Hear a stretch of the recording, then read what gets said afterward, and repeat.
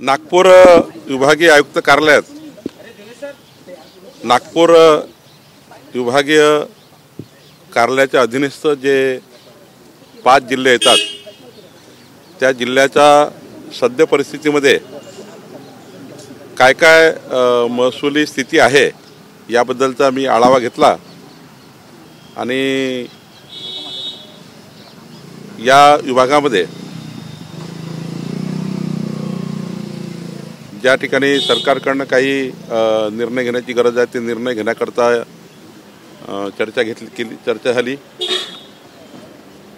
महसुली अधिकाऱ्यांनी इफिशियंटली आपल्या सर्व्हिसेस वाढवल्या पाहिजे याकरताही चर्चा झाली। खास करून रेती तस्करी जे सुरू आहे त्या तस्करी थांबवण्याकरता काय उपाययोजना केल्या पाहिजे याकरताही चर्चा झाली।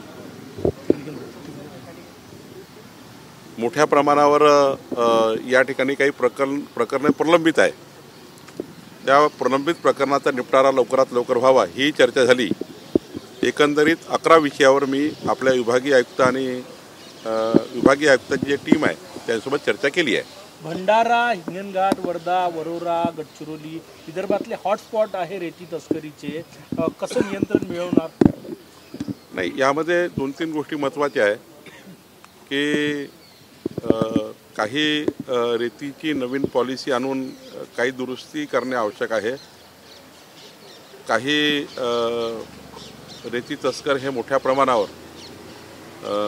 संगनमत करून या ठिकाणी रेती तस्करी करतात, त्याचा तपास आम्ही सुरू केला आहे। मला असं वाटतं की एक चांगली पॉलिसी जर राज्याला मिळाली, देशातली उत्तम पॉलिसी जी असेल आणि जी सर्व कायद्यांना सुरक्षित ठेवून तयार करून आताची पॉलिसी आणि नंतर येणारी पॉलिसी जी घरकुला म्हणजे प्रधानमंत्री आवास योजनेच्या घरकुलाच्या लाभार्थी असतील किंवा मोठे मोठे बांधकामं असतील, शासकीय बांधकामं असतील, त्यांना मागणी एवढी रेती उपलब्ध करून देणे ही सरकारची जबाबदारी आहे, ती पूर्ण करण्याकरता आम्ही काम करणार आहोत। एक पॉलिसी आधीच आलेली आहे, एक पॉलिसी, आणि त्या पॉलिसीच्या नुसार पूर्ण ऑनलाईन सिस्टीम झालेली आहे। आधार कार्डशिवाय कोणाला रेती मिळत नाही, मधली यंत्रणा गायब झाली होती, त्याच्यामुळे त्याचा काही फायदा झाला असं वाटत नाही आहे का आपल्याला?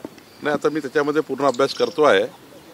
नाशिक विभागीय आयुक्ताच्या अधीनस्थ एक समिती तयार झाली होती या सर्व मधल्या काळात। त्या समितीचा रिपोर्ट महाराष्ट्र सरकारला आला आहे।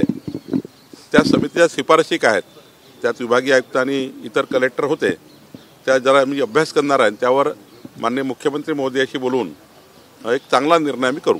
राहुल गांधी आज परवनी दौरे पे थे, उन्होंने कहा है कि सीएम ने झूठ बोला है, हाउस में झूठ बोला है और ये पूरी तरीके से कस्टोडियल डेथ है।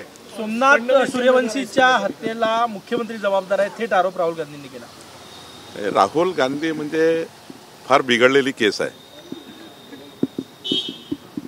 त्यांना कायदे किती करतात मला माहिती नाही, त्यांनी किती शासनात काम केलं ही मला माहिती नाही। खरं तर माननीय देवेंद्रजींनी संपूर्ण वस्तुस्थिती मांडली आहे, सभागृहात मांडली, आणि हे महाराज आता तिथे राजकारण करायला आले आहे। अशा घटनांतनं राजकारणाचा अड्डा करण्यापेक्षा समाजाला शांतपणे समजवण्याची गरज राजकारणाची आहे। प्रकाश आंबेडकरजींनी मध्यस्थी केली, त्या ठिकाणी मोठ्या प्रमाणावर शांतता आली। आता राहुल गांधी शांत झालेल्या समाजाला, शांत झालेल्या परिस्थितीला अशांत करण्याकरता महाराष्ट्रात आले आहे। अशा परिस्थितीमध्ये तर लोकनेत्यांनी, जो लोकनेता असतो तो अशा परिस्थितीवर राजकारण करत नाही, त्याला लोकनेता कधीच म्हणत नाही। लोकनेता ज्याला म्हणतात तो कुठल्याही पक्षाचा असो, त्यांनी मध्यस्थीची भूमिका घेऊन अशा प्रकरणातनं समाजाला शांत करणे आणि ज्यांच्या घरी घटना घडली आहे त्यांना सरकारकडून न्याय मिळवून देण्याकरता प्रयत्न करणे वगैरे। पण राहुल गांधींनी ही केलेली नौटंकी आहे, यातनं राहुल गांधीला राजकारण करायचं आहे। पण परभणीची आणि महाराष्ट्राची जनता ही समजदार आहे, अशा घटनेचं कधीच राजकारण होऊ देणार नाही। आणि माननीय मुख्यमंत्री महोदयांनी योग्य पद्धतीने संपूर्ण प्रकरणाला त्या ठिकाणी तडीस नेण्यासाठी जे काही निर्णय घ्यायचे ते निर्णय घेतलेले आहेत। सर हिंदी में बताया सर ये हिंदी में बताया राहुल गांधी को छगन भुजबळ यांनी आज मुख्यमंत्र्यांची भेट घेतली, सागर नाराजी दूर करण्यासाठी नेमकं काय केलं जाईल? मला असं वाटतं की छगन भुजबळ महायुतीचे वरिष्ठ नेते आहे आणि माननीय मुख्यमंत्री महोदय असतील, माननीय अजितदादा असतील, सर्वांशी बसून योग्य निर्णय होईल. त्यामुळं त्याबद्दल फार काळजी नको, कारण छगन भुजबळजी फार समजदार आहे, योग्य पद्धतीने महायुतीला समोर नेतील आणि राष्ट्रवादी काँग्रेस आणि अजित पवारजी बसून त्या निर्णय करतील. असं तर नाही, तुमच्याकडे एक जागा खाली आहे मंत्रिपदाची, भुजबळजींना तुमच्याकडून घेऊन मंत्रिपद दिलं जाईल असं तर नाही होणार ना? महायुतीमध्ये कुठेही मिठाचा खडा पडेल असं कुठलंही कृत्य भारतीय जनता पार्टी करणार नाही. भारतीय जनता पार्टीकडनं असं होणार नाही. खरं तर महायुतीतल्या एखाद्या नेत्याला आपल्याकडे घेणे आणि असे राजकारण करणे हे महायुती कधीच करणार नाही.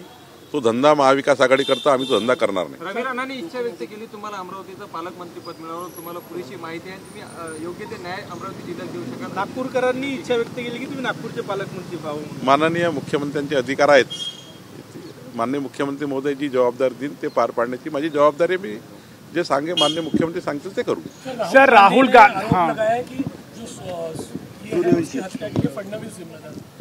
राहुल गांधी बहुत नौटंकीबाज व्यक्ति है, कभी शासन और प्रशासन में काम किया नहीं है, इसलिए उनको मुझे लगता है बहुत समझता नहीं है. कभी सरकार में भी आए नहीं है, अपोजिशन में काम कर रहे हैं. तो कोई भी लोक नेता होता है वो ऐसे घटनाओं की राजनीति नहीं करता. लोक नेता का स्वभाव ऐसा नहीं होता है. वो लोक नेता होता है कि ऐसे स्थिति में समाज को शांत करना, समाज को इस परिस्थिति से बाहर निकालना, कोई भी दंगा ना हो, कोई भी आपस में झगड़े ना हो, आपस में दो समाज ना सामने आमने आए, ये काम लोक नेता का होता है. तो राहुल गांधी लोक नेता है ही नहीं. वो समाज को बिगाड़ना चाहते हैं, समाज में दरी निर्माण करना चाहते हैं, ऐसी घटनाओं को राजनीति करना चाहते हैं. उन्होंने अगर देवेंद्र फडणवीस जी का अगर विधानसभा का जो उनका बयान सुना होता तो राहुल गांधी यहाँ नहीं पहुँचते.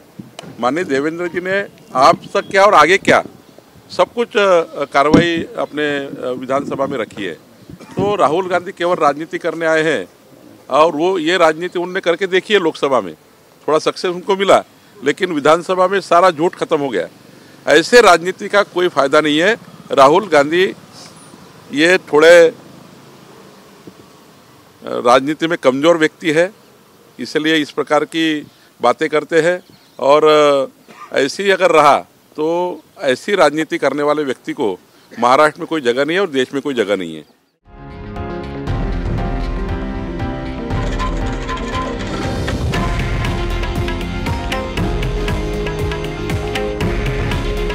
हे आहे देशातील नंबर 1 न्यूज नेटवर्क आणि आपण पाहत आहात TV9 मराठी. काळजी तुमची, हित महाराष्ट्राचं.